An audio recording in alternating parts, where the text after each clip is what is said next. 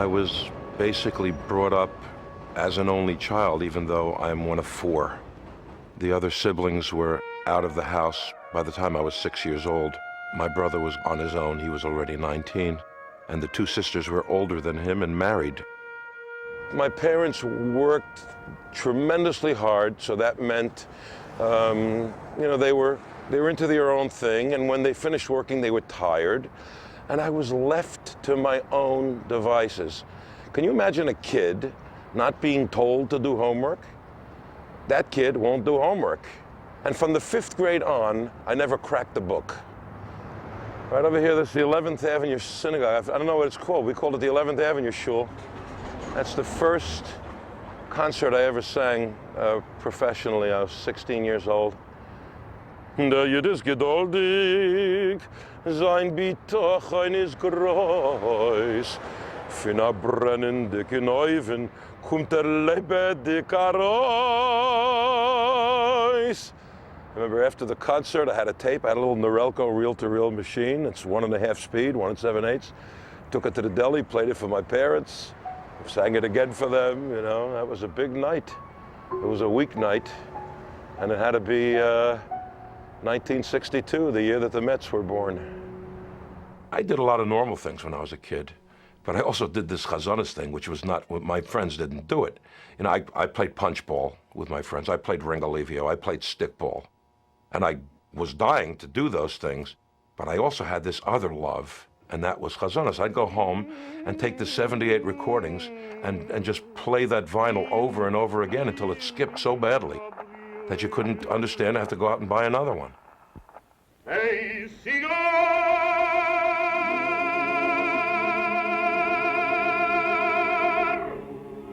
Hey, cigar!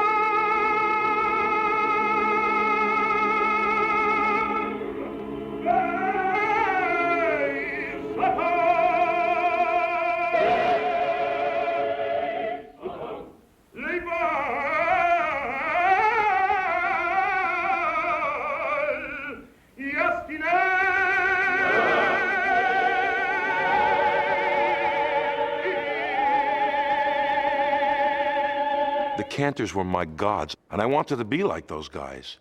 Also, they were